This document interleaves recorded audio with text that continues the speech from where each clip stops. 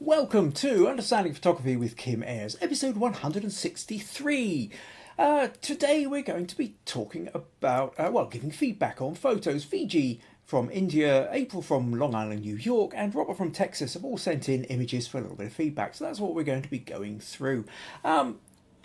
So here we are, live on YouTube. This is Understanding Photography with Kim Ayres. If you are looking to improve your understanding of photography, then you are in the right place. Make sure you subscribe, make sure you click like, find the little notification bell somewhere down there to make sure that you know of future episodes, and of course, tell your friends.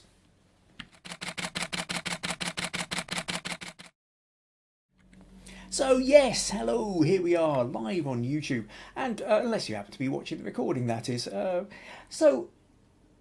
If you do happen to be live, sorry, losing it already and we barely started. If you do happen to be watching live, then leave a comment. Let me know you're here. Let me know where in the world you're from. Let me know what the weather's doing. Let's get the chat going. A slight change on the end point here, or the streaming part. I don't know whether anybody will actually notice, but I've made a little shift in the settings from ultra low latency to low latency. Not that will mean anything to probably anybody, but what it does mean for me is that there's slightly more of a delay between the point that I say something and it appears on your screen. Normally I have it set to as low as I can get, so there's maybe only a couple of seconds between it.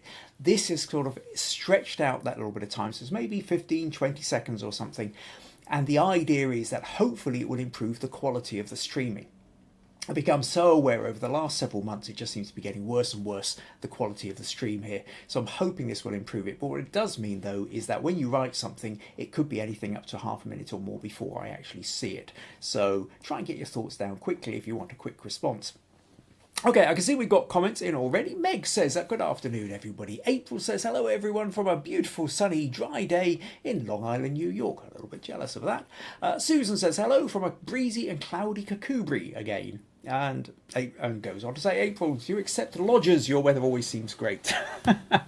Robert says, howdy all from Texas. Pat says, you beat me, Meg. It's dreary here. Maggie says, hello. Yeah, it's not feeling very summery here in Castle Douglas. This is very true. It's been dull and overhanging, looking like it's threatening to rain all day. And then we've actually just had a bit of a shower, although it's stopped, but it still kind of looks like it could happen at any moment. April says, yes, everyone's welcome to visit New York. And John says, hi Kim, sorry I've not sent an image, but proper busy. That's fine, we all have lives as well. Right, so yes, here we are. Like I say, this week we're doing a feedback week.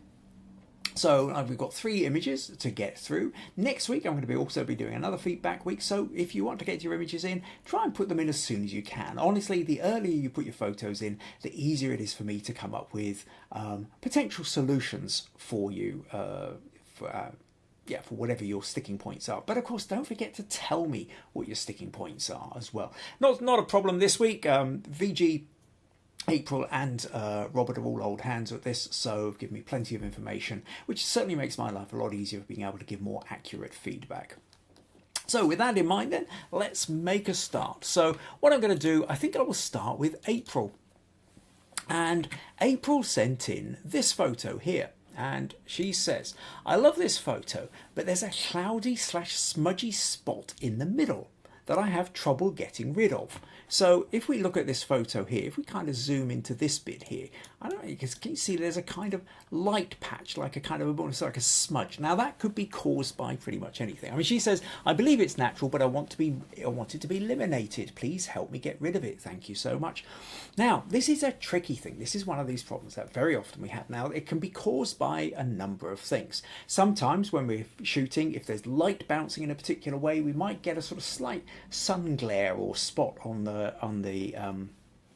picture. Sometimes it can be a speck of dust on the lens itself, or it could be a raindrop, or it could be something like that. And what also happens where it becomes slightly more noticeable is if you now this one I picked off Facebook, so I don't know what your camera settings were, April, but if you happen to have a very narrow aperture, And it looks like you might do because it's in focus in the foreground here on the reflections on this building, but it's also in focus on the top of the building and in focus on the clouds as well, which indicates the idea of a very narrow aperture. Now, when you have a very, very narrow aperture, what happens is pretty much everything becomes in focus, including, or starts coming into the scene, is any dust spots on the lens. When you're with a kind of a wider aperture and a narrower depth of field, then what can happen is, any little dust spots on the lens just kind of get seen past. You're not really noticing them. But the narrower that aperture goes, the narrower your aperture, the higher the f number. So if you're up to f18, f22, possibly on some lenses even up to f32, you can sometimes run into the problem that actually any little spots of dust start to actually work their way into the photo. So worth remembering that. Or like I say, it might be a droplet of water, it could be anything. So occasionally you even get drop bits of dust on your sensor itself. If you happen to have an SLR where you're changing the lens, every time you take the lens off to put another one on, you can end up with, you run the risk of putting dust on the sensor as well, and then that would require cleaning off. All sorts of YouTube videos out there on how to do that. Okay, so back to this problem here. So it's a kind of tricky one. So what are the options here? Now, sometimes if you've got a dust spot, say in the middle of the clouds, that's dead easy because you can just, using a little bit of copy and paste or a kind of spot removal tool in Photoshop, you can get rid of it. So I'll tell you what, let's just open this with Photoshop for a moment. I should have opened Photoshop in advance, ready for this. But in essence, there's a if you've got a proper editing program, or you've got available to you, then what happens is you have things like, at the moment there's even a thing called a remove tool in Photoshop. This is Photoshop Beta, which has got new extra things that aren't necessarily in the main part of Photoshop yet. It's while they try them out. So the remove tool, I kind of draw over something like this, and if I'm lucky, I haven't actually tried this just now, but we might even be able to remove the whole building. Thinking about it, yep, and bam, building is gone. How cool is that? So that kind of remove tool. However, is that going to remove this? Because if I just run this over that, well, sort of, except not quite. We can see it's got very messy on the edges here. So that's not necessarily doing what we want it to. That's the remove tool. There's the spot brush healing tool where you can get rid of, say I want to just get rid of that little bit of blue sky. Works like that, but wouldn't work with something like, if I tried this spot remove tool on the building like we did, then I think it will probably grab bits from all over the place. It's just not going to, yeah, you can see it just grabs bits from elsewhere in the photo to cover it up, and it's nothing like as accurate. And so if we do that with this, yep, it gets even nastier. So it's a tricky one. Sometimes, depending on what's happening, if you've got a sort of slightly lighter bit, you can sometimes use the burn tool. So what you do is you set the burn to maybe get rid of the highlights or something like that. If that's not really doing much good here, so maybe I go to the mid-tones and I try, and that sort of darkens down a patch, but it's sort of darkening down other bits as well, and it's not really doing the trick. So yeah, in a way, what I think you're left with is, depending on how much you want to get in and play with it, is really I kind of end up with the clone tool here. So the clone tool allows me to copy one bit of a picture and paste it somewhere else. So if I say copy the corner of that building there, I can start painting it in here, and you can see that it runs in exact, So, and really with this, what we've got is, so this little bit dark. So what I would do is, now if I try and do it all in one go, it's not really, I'm going to end up with all bits. So essentially what I would do is I would sort of select a little area there and paint a bit in, select and paint, select and paint. And what we've got to be careful here is that we don't run over the edge of this, because we're trying to make sure we keep the edge line. And basically, I think you just kind of keep grabbing sometimes you're going to end up with a little bits of repeat, which are going to be a little bit obvious. But by and large, I think you tend to sort of do something like that. So I'm presuming this bit here in this is a reflection of trees below, and assuming that you're wanting to have that reflection of trees below, then so we keep that line straight there, and then we kind of maybe have to do a little bit more. And then at that point, we've kind of got rid of it. Now, there's another little patch here that could just be natural. Slightly tricky because it's shaded, and if I just grab that and move that around there, it's harder that. So what I might do at this point is go to the patch tool and sort of grab an area like that and then move it down and just sort of see what happens there. Yeah, little bits, and you maybe have to kind of do it 2 or 3 times in different kind of little areas to get rid of it. But you can see the general gist, I think, here is, oh, didn't mean to do that, whatever that was. And so what you're doing is you're grabbing one bit and pasting it into another. So that's kind of, so that now then has got rid of your smudge tool. If we go back to the beginning, another option here is that you would take, say we would sort of select, if you didn't want the trees bit, if you're quite happy for this to be the sort of same kind of bronze type reflections from that we've got elsewhere, then maybe what we would do is, if I just take the polyagonal, sorry, so that allows me to kind of do straighter lines, something like that, and then, but then change that to a patch tool. I could maybe grab something like that. Yeah, that's not really working because of the way it's going with the edges.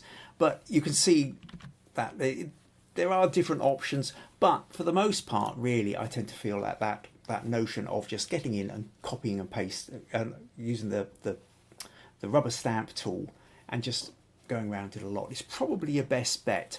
Other than that, like I said, if you've got it in a clearer place like a sky or something which can be replaced more easily, sometimes just straightforwardly your heel brushes or tools will work straightforwardly. But when they don't, you've just got to be a little bit more careful.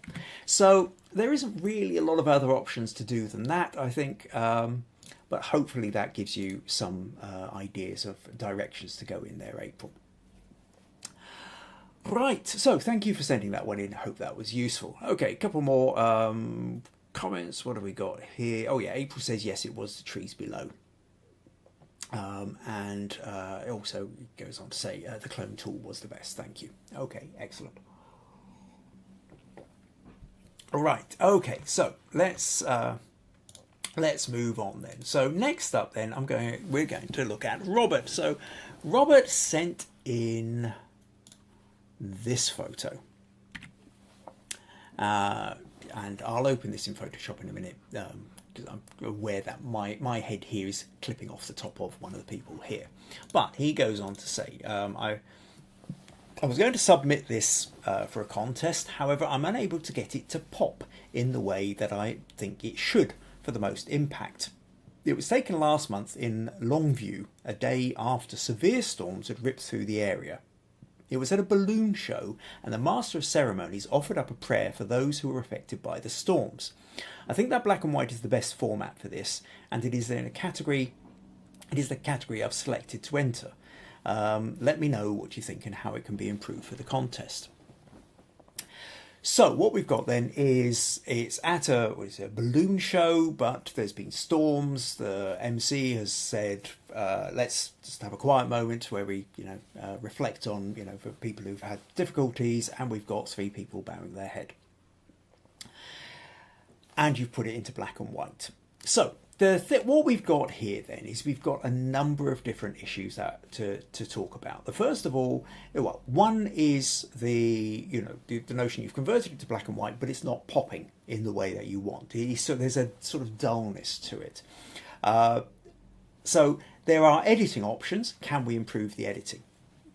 There's another issue with the editing though as well, which is I notice when we zoom in, we don't got to zoom in very far, and it's very, very blurry, smudgy blurry.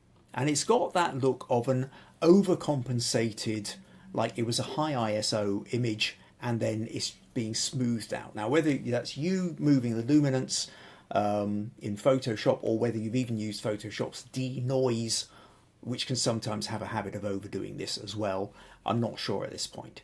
But it does mean that, you know, on a screen you can just about get away with it here, but the moment you start zooming in, it becomes very, very noticeable. And if you were going to be putting it into a contest where you were going to print it up, this just wouldn't print in, and it would be so noticeable at print level that it would really work against you. And then the third aspect of this is, how well does that story get communicated, even with these other things? So to run through these different options, first of all, let's just open this with Photoshop, because the very first thing that I tend to feel with this, so I'll just close that one of April's, is, and it's a problem we've talked about before, Robert, which is about, and for anybody who's using, especially when you convert to black and white, we can often forget this, which is, are you using the full range of tones? Black and white colour is giving us punches of difference. So there's a pink here, there's a green here, there's a yellow there, there's a red there, there's a blue there, whatever it is. These are separating out one element of the picture from another. When you go to black and white, we've lost that ability to contrast via colour. The only thing we're contrasting via is tone, is light and dark. So in black and white photos, it becomes really important that unless there's a really compelling reason why not, you want to be looking to use the full range of dark to light. And the way to check this is if I come here and I just go to the levels and I pull up on levels, and what we see is our histogram here, and what we notice is nearly everything is sitting to the left. If we take this little slider here, that's almost in the middle. Everything here is in the darks. So everything's below that kind of 50% level of light, apart from a tiny little bit here, which presumably will be one or two of these little spotlights in the background. But we've got this massive gap over to the right, which means you're not utilising the full range of light and dark that's available to you. So if I just grab this little slider over on the right and I drag that to the left, then immediately we have more contrast. Now, what I'm also guessing is that at this point that this may have been taken early evening, in which case this has now become slightly brighter. So perhaps if you wanted to darken the sky back down again, you would use the mask options. We just turn that to black so that that shows the thing before, and then we just kind of, maybe you want to kind of darken the sky, or maybe what we would do is, well, let's do a kind of 50% or something, just so that we can kind of loosely do it once and then do it again and sort of grade it a little bit, something like that. So that would sort of give you a slightly darker, but we pull this up to the edge here where the histogram is starting to rise up, and then we've got a fuller range of images. So that, for a start, just on its own, helps make it pop a little bit.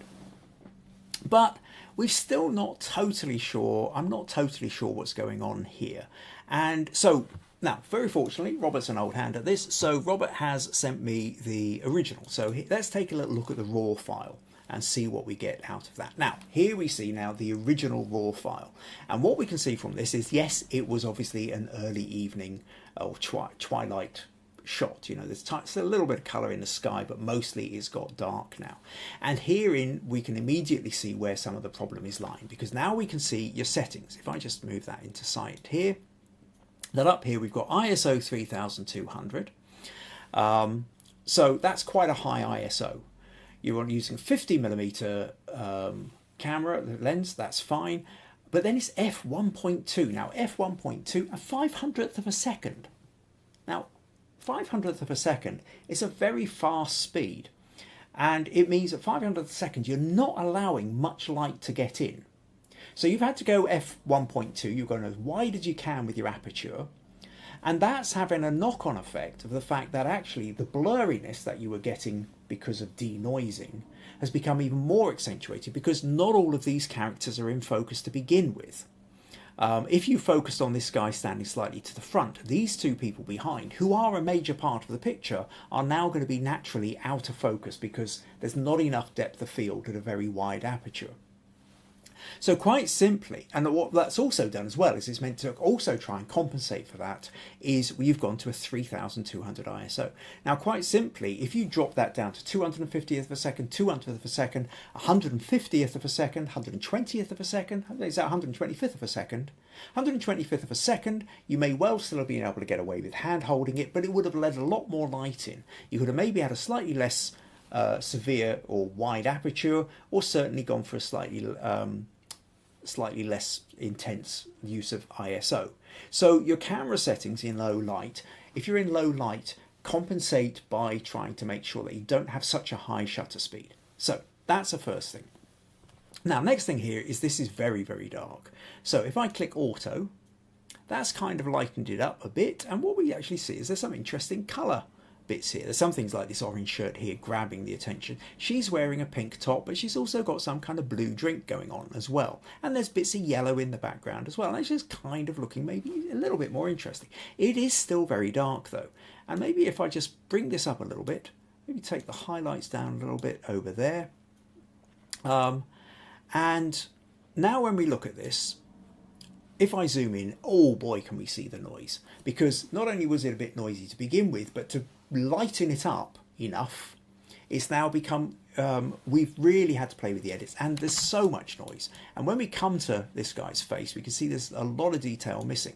But when we move over here, there's even more so in these characters in the background because they were already slightly out of focus. So if I pull back, so what do we do actually? Let's just kind of go back in, sorry, let's zoom back in. If we're trying to, let's go to 100%, we're trying to denoise this. So we come to our detail here. Now, if I click denoise, that's going to do AI denoise and what have you. And actually it's going to make it quite nasty. I tried with that earlier. If I use the luminance, now what luminance does is essentially to get rid of all this noise is it blurs it. It kind of adds a blur. So I kind of add a bit more blur, add a bit more, add a bit more, add a bit more. We still got quite a lot of noise. If I get to a point, there's quite a little bit of colour noise in here as well, little bits of greens and purple. So I'll shift the colour, get rid of some of that colour noise as well. Still quite noisy. If I try and get it to a point whereby we finally got rid of all the blur, all the noise, I'm now up to 93% luminance. And when we do this, look how fuzzy his face is. Okay, it's just blurry to an extreme. It's just, and at this point, it will be no good for printing up. If we pull it back to here, fine, as a web photo, you can get away with that. But if you're going to do, if you're wanting to have someone look at it on a large screen, or you're wanting to print it, it would just never work. So we can't really go that blurry, and that's part of what happened with you. So if we bring that luminance back a bit, we need to have a little bit of noise in, but it's difficult here. Now, so what are we going to do? So let's just tell you what. Let's just open it at that. And first of all, what we need to crop it. So certainly we crop in you're not wanting that orange person there. We're not needing as much sky there. So for what you've got, your crop is probably okay. Might have wanted a little bit more room to the right of the guy here, but you know, as crops go, that's probably as good. But it still feels like, I mean, actually, I think it pops more in color than it does in black and white. So I'll duplicate that layer, and now we've got that. Let's take it back into Camera Raw. And maybe at this point, what we want to do is now color temperature is very, very blue. I might sort of nudge this into the yellows a little bit, and that sort of warms it up a little bit, makes it feel like a slightly warmer evening. And then I maybe take what happens if I move the contrast is too much, I'm losing there, but clarity, maybe I touch the clarity there.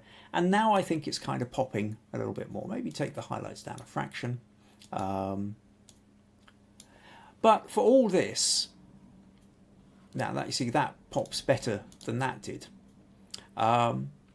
Maybe we could even add a little bit of vignette, but for all that, the quality still isn't there. As soon as I zoom in, we've still got this very high ISO, or this noise, even though I've done quite a bit of noise reduction. And and part of the problem is it's not just about this guy on the left, it's about the three of them. And only the guy on the left is actually in focus. So if we come back to this notion of you printing it up, Robert, it's not print quality. And that's in color. And then if we put it into black and white, we're still going to have the same kind of problems, even though actually I think this probably works better in colour than it does in black and white. But so that's on a technical level, but I think really there's also a third problem here, which is the notion of the story. How well does the story come across? And for all the fact that now you've told us that the story is that last month in Longview, a day after severe storms ripped through the area, the Master of Ceremonies offered up a prayer for those who were affected by the storms. So what you see when you look at this is the prayer. Okay, the people bowing their head, thinking of people who suffered because of the storms. We only know that because that's what you told us. If you hadn't told us that, what can we assume from this photo? And this is the bit which I think is a crucial part of photography. And one of the things that we run into so often is, for us, the photo can make absolute perfect sense because we know all the surrounding ideas that were going on. You know that this was a balloon show. You know that that the storms had happened. You know that there was somebody talking about. At the point you were there, you know the sounds, the smells. You have all this other input that's going on. So when you look at this photo, you are reminded of all this other input. Nobody else is. I wasn't there. I don't know what the sounds were. I've got no idea that that's a balloon fair. That doesn't necessarily mean anything to me. This could be a dog fair. It could be it could be a blue drink fair, for that matter. Given the fact that actually our woman here with the blue cup here looks like some kind of blue cocktail.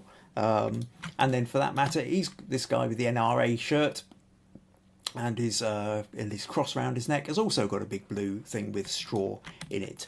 And in fact, and our guy here with his big belt buckle, he's holding some kind of water bottle there, or maybe it's a fizzy drink bottle.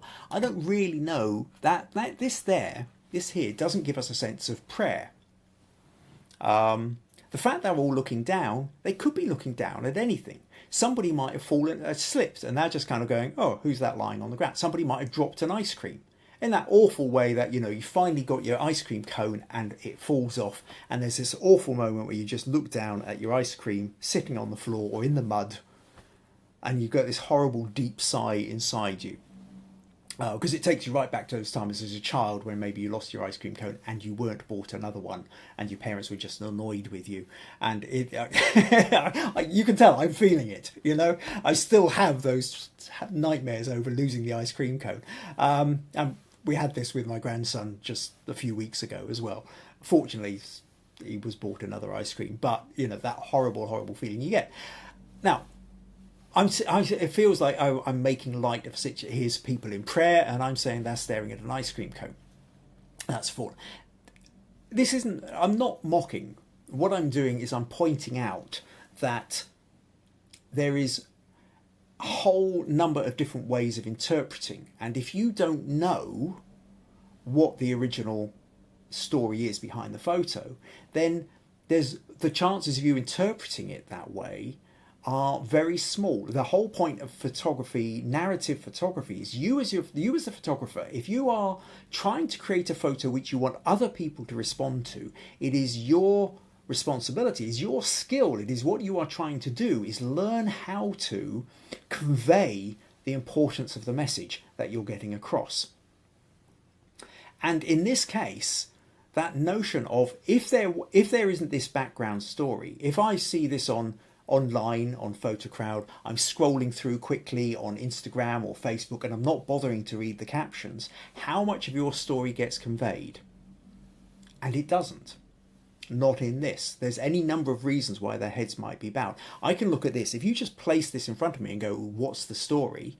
What I see is three people in casual clothes, woman with a bright pink t-shirt holding some kind of blue cocktail thing, bloke with a NRA, was that National Rifle Association, on his shirt, while at the same time holding, wearing a cross. There's this whole American thing here, which from a British perspective always seems a bit weird, about this idea of Christians with guns. Is like, what would Christ do? We'd be out there with the rifles. Doesn't really sit too comfortably. It's a strange one. open for debate. But cultural difference, that's what I'm looking for here, cultural difference. The big belt buckle, again, I guess is a kind of cultural thing here. For me, it reminds me more of the kind of World Wrestling Federation. But that's fine. We've got characters, we've got people there, but what are they doing? That's the idea that they might be in prayer isn't there. So ultimately, Robert, I think the problem is your primary problem is the conveying the story. But even if you decided, actually, you know what, I don't really care about whether that bit of story comes across. What I'm about is the idea of three people gathered together looking down, however you want to interpret it. We still have this problem with the fact that it's a very, very noisy photo that has been overcompensated with the denoise luminance level so that the quality isn't there for printing. So ultimately, Robert, I hope that kind of all makes sense. A lot of different things going on in there. And, the tricky bit is, again, with all these things, it doesn't matter if you're just taking the photo for yourself, but it's who's going to be looking at this photo, in what context, and what do you want them to take away with them when they look at the photo. This is, who's going to be looking at the photo.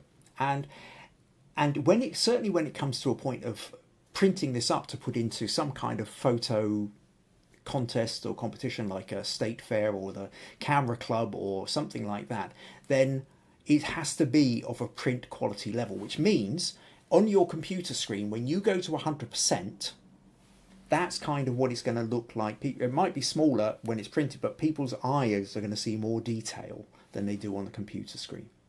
So at 100%, how does it look? If it looks too noisy at 100% on your computer screen, then it's going to be too noisy when people are looking at it in print. And if it looks too blurry at 100%, then it's going to look too blurry when it's in print. So always take it to that 100% and go, is it sometimes there's an acceptable level of noise, an acceptable level of whatever, but you're not going to know that until you look at 100%. When you shrink it back down to screen size, that tells you what it's going to look like on somebody's screen. It doesn't tell you what it's going to look like when it's printed. So quality level, and then the final thing, which is an old one, which is to make sure that if you are in black and white particularly, but it's kind of even with colour as well, make sure you're using the full range of tonal grades from light to dark. And the quickest way to do that is just open a levels tab and properties thing, and then move it. You can immediately see from the histogram whether it's all too bright or it's all too dark. So I hope that helps there, Robert. I hope that gives you a lot in that. You can always come back. Great thing about these podcasts is they're all recorded. So here on our YouTube channel, YouTube.com/Ayres, you can find all previous 162 episodes as well. So go and dive into them. You go and dip in and out of them. There's all sorts of interesting stuff. You don't have to sit down and watch 163 weeks worth of in one sitting, but it's worth sometimes just randomly flip back 50 episodes or something, find one and see if you can find something interesting in it. Right, okay, so thank you for sending that in. Lots of information in there. I hope everybody feels that they've gained something out of it. Right, a couple of comments here. Pat says, lovely photo of prayer. April says, great documentary photo. Robert says, thank you for your feedback. I think I will select a different photo for the Texas State Fair. You can only fix something that is fixable, and this one is not. Okay. Robert also says, by the way, I think that in Texas the context would be obvious, but as you demonstrated, the photo doesn't work.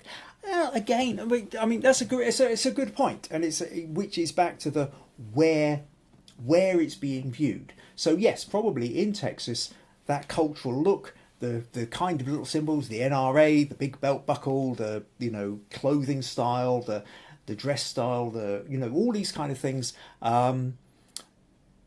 are recognisable in one culture, less recognisable in another culture. And, if you consider then, say that, if somebody in India is watching this, or somebody in South Africa, or somebody in Norway might be looking at the photo. But then again, what you're talking about presenting it to the Texas State Fair, in which case, yes, you're right. You have an advantage in the fact that there's cultural reference points which make more sense if it's being shown to somebody who's from the same culture. But having said that, you still got to worry about the technical difficulties. So, but yeah, good point. So thank you for that. Okay, so let's move on then to our third one, which is from Viji. And Viji says,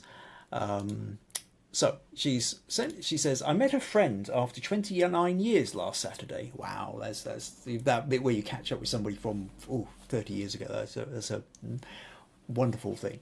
She said, we went to our college to relive some nostalgic moments, and then she came across a building. So let's show you this building. She's taken 2 photos of it. This is the kind of closer one. This is slightly further away. And she says, this building, a dilapidated one, was there way back in our college days. Hostel friends used to say that this building was haunted, and I had spent several nights having nightmares because of it. During our finals, I stayed with a friend in the hostel, and we decided to explore. When the clock hit 12 that night, we snored away, gloriously missing the moment. I love that idea, Viji. I love that notion that you go off to sort of spend a night in a haunted house and then end up sort of sleeping through the night perfectly soundly. So much for the ghosts, obviously not as noisy or interfering as you might have feared. So back there 29 years later, I took this photo from my mobile phone. I allowed some of the ground in front of me, and then I cropped the other one. So this is the one where allowing a bit of ground. The picture looks distorted as I chose to use the wide angle to bring about that eerie feel.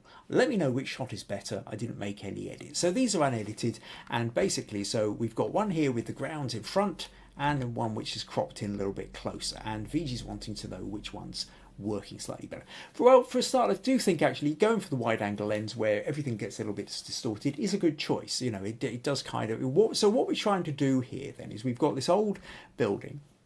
And essentially what you're wanting to do is say, look, this is old. It's, you know, if we zoom in here, you know, we can see that, you know, there's bits falling out, plenty of growth coming out of the building, plaster and peeling away from the building, bits of rubble lying about. It's deserted. And so you can understand why it seems a bit haunted. Over here, it looks like there's a whole bunch of barriers and stuff which don't look like they're really making a barrier for the building. It looks more like they've just been stored there.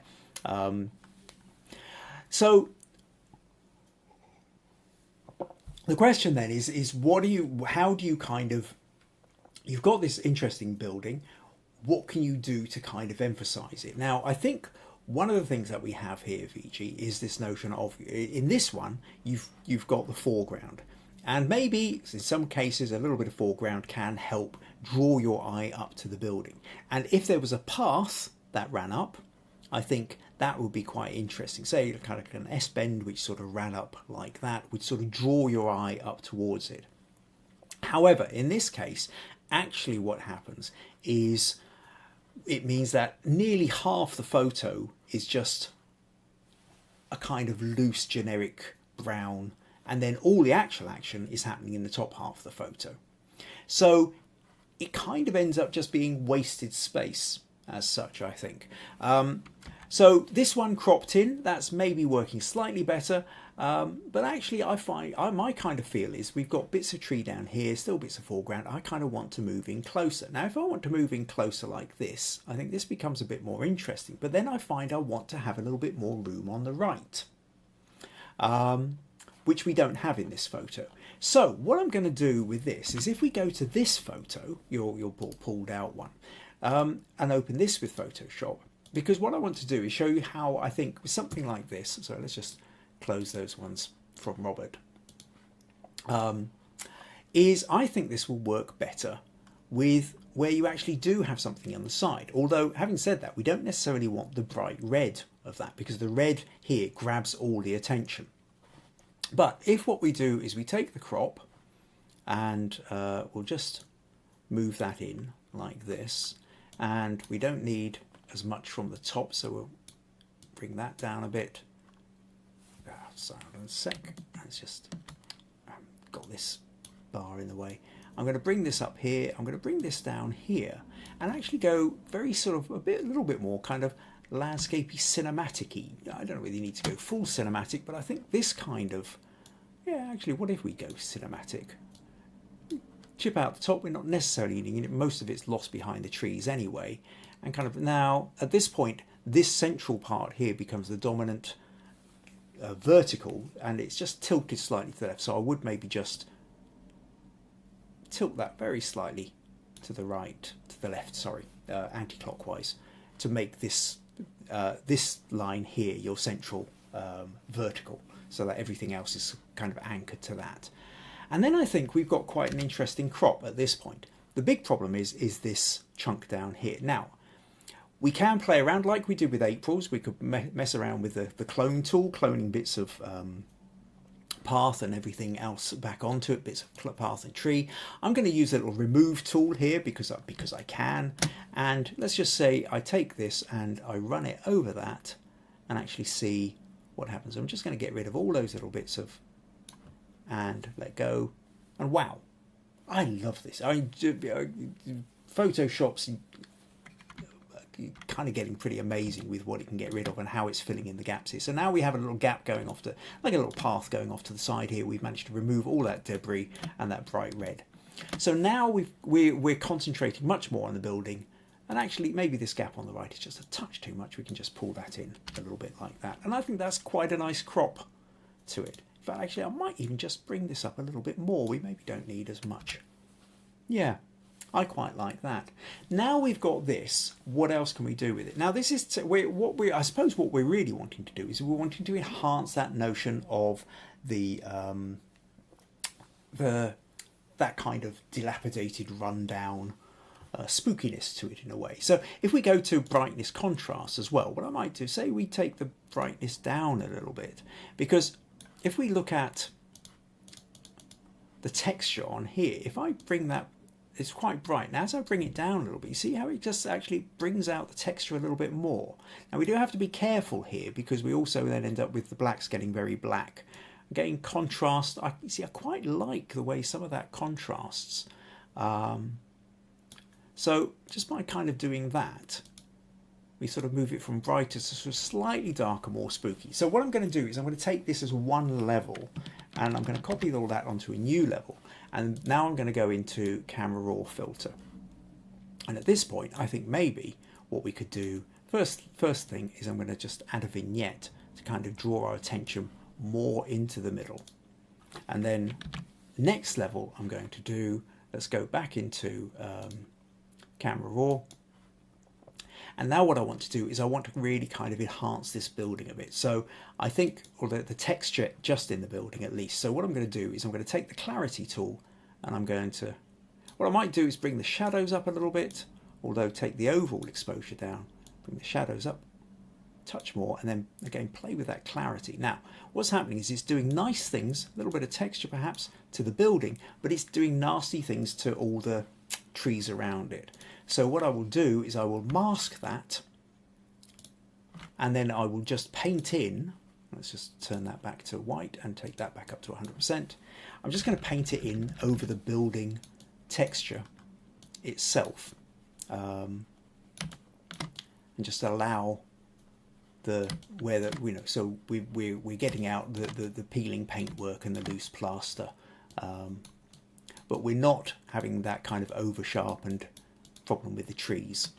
And now I think that's kind of really giving us something. The final thing I might want to do with this is a little trick. I've showed it before, but not for quite a while. There's a fun kind of little thing you can do with the channel mixer, and it's a way of sort of playing with the colors. And what we do with the colors is, on the red channel here, we take the green channel, if I remember rightly, might have to do this the other way, up to 100, but to compensate that we take the blue channel down to -100, and what that does is that then gives us this very kind of split, kind of yellow blue kind of, now it's overcooked at this point, but it's quite funny that that kind of yellowing trees does kind of make it feel even more dilapidated. What I might do though with this is just take the opacity down, so take it down to 0 and then start nudging it up, and then you find that there's somewhere along here there's a point whereby it's not overcooked as that, it's not untouched here, but we've still got bits of green in the tree,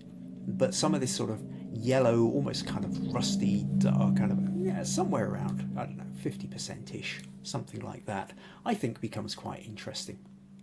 And then the final thing I would do with this is just to check, to go back to what I said to Robert earlier about that notion of using a fuller range. I will just check to see with the levels here. And what we find is it is mostly in the darks. There's a little bit of light here. I've got to be careful here that if I was to drag that over to the left, all these highlights blow out. So actually, I'm quite happy with that. We've still got stuff going on here. I might nudge to the left just a little bit, just to make sure we've got the full range. And there we have then, I think, probably what is, I think this then is kind of giving us that spooky level of dilapidated building that we're talking about in with your editing. But primarily then, a lot of this is, so what we're doing with this photo is we're taking our original photo and we're saying, okay, what is it about this building? What is it that's interesting in this building? And we had this one, you came in, stepped in closer, cropped it in, and we said, yeah, okay, you're making more of the building. And I think you're right there. It's the building is more interesting than too much surrounds, but we want a bit of surrounds. But I think so once we've decided that this is what we want, all the editing processes are then, how do we enhance that? Your point of the building was the fact that it was dilapidated, run down, and has had a slightly spooky feel to it. So all the editing bits that we did in it are then to take that idea and kind of enhance that notion of the texture of the building and the plaster work and the old woodwork, peeling paint work and stuff like that. And then we've kind of done subtle colour shifts as well to make the trees turn a bit more yellow. Maybe the trees don't turn. I mean, there is a point here, if we go back to cultural reference, which is this becomes more autumnal, and that's of course a very British or Northern Hemisphere kind of, or Northern Temperate area thing. You don't tend to get autumn in the same way in India, so it's quite possible you don't get the yellowing of the trees. So it might be that what I've done is imposed a particular look based on my own cultural references. So if that's the case, and actually it just looks weird to you because trees just don't go that colour, then I apologise, find a different way. But basically all I'm doing here is playing, and I hope that gives you some ideas there, Viji. So yeah, that whole idea then, I think it's a fun building. It's then what you do to enhance the story that you're trying to get. Okay, so a couple of comments here. April says, wow, cool looking neglected building. Meg says, really lovely photo. Pat says, an interesting building, ripe for conversation. And April says, Viji, did you go in? Well, Viji spent the night there, although that was back when she was a student. So, right, okay, that pretty much draws us to the end of the 3 images that were sent in. A quick little reminder here that if you find these podcasts useful, interesting or entertaining and you would like to support them, then buymeacoffee.com/Kim Ayres is one of the ways you can do it. And of course, don't forget to bring your friends along as well. Thank you very much to Viji, to Robert and to April for sending in the images. I hope you found these the solutions interesting. Next week, I'm going to do another feedback session. So if you are looking to improve your photography by getting direct feedback on your images, make sure you send me the images. Tell me what your sticking points are, where your difficulties lie, or similarly, if you have any questions, just straightforward questions to do with photography, something that's puzzling you, something that you've been trying out, or something that you heard somebody else refer to, then send me the questions as well. Please try to get them in as early as you can and tell me what your sticking points are. Right, I think that's pretty much it. Thank you once again to everybody who sent in the images. I'm hoping the quality of the stream has been slightly better with this using a sort of just changing the latency levels, but it does mean that if anybody has commented in the last half a minute or so, I'm not seeing it up just yet. But thank you very much, and I look forward to seeing you all next week. All right, hold on a sec. Back to the old usual problem of which button I need to press over here. Right, that's it. Thank you. Take care. Bye-bye.